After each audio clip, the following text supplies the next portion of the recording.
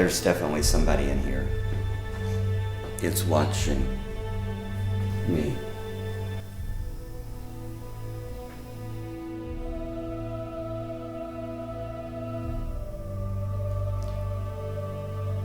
Can you hear that? Is the camera picking that up at all?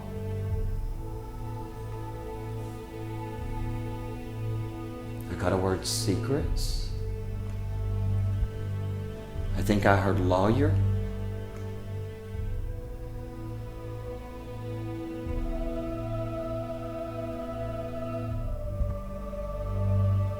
And I heard sick. There's an Irish woman too. Maybe she's the angry woman, maid or housekeeper, something like that. And actually, she feels stuck. Some entities will stick around for whatever reason, but this one seems stuck. They're moving. They move all throughout this house. They move all around it. I feel like the younger one, just maybe crossing through, got stuck. Sometimes I believe that spirits roam. So the younger man could be indigenous to another house in the area, and due to the activity that was going on, might have just stopped in.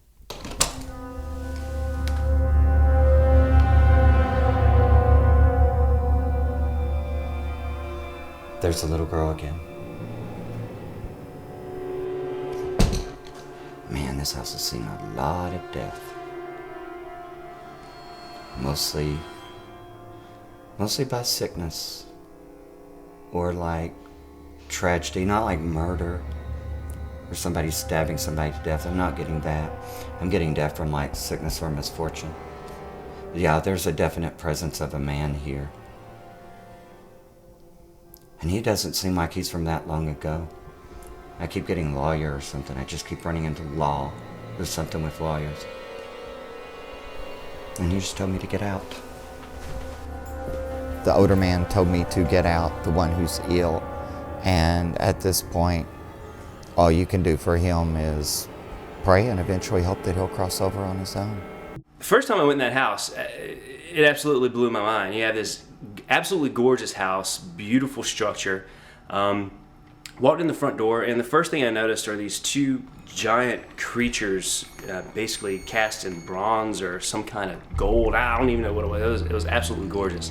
I'd been briefed on the house a little bit, but not too much. Like it was a former, possible cult center, things like that. But I really didn't know anything about the house when I walked in the door, and I just walked in and immediately just got this strange sense that things were a little bit off. So then when we did our actual investigation, Kalila followed me around with the camera, and one of the things I was particularly interested in was the elevator shaft.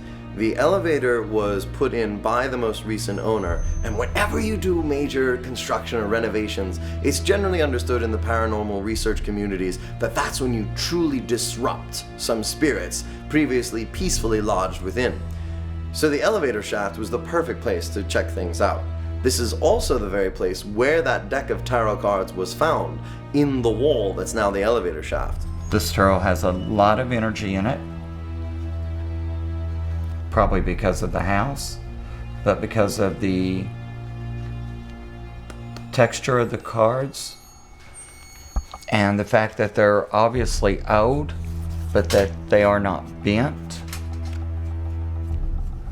Probably were not used that often. Were probably an emergency thing for introspection rather than belonging to a reader who probably did readings professionally.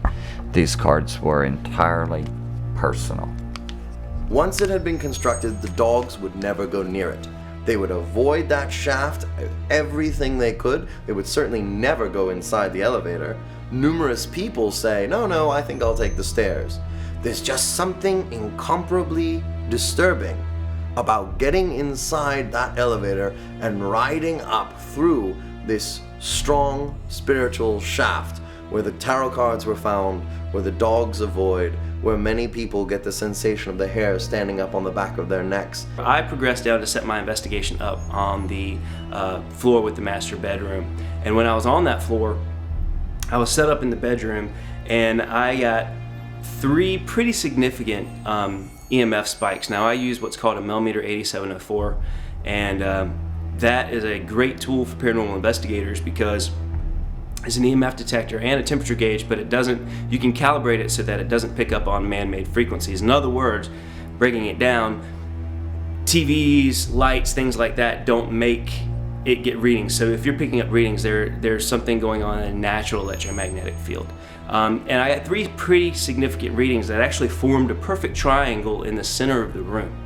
But coincidentally, the top point where I picked up one of the EMF readings was an area where the owner of the building said that when they were doing some reconstruction, they had pulled up the floorboards and they found a large pool of dried blood that had soaked into the wood.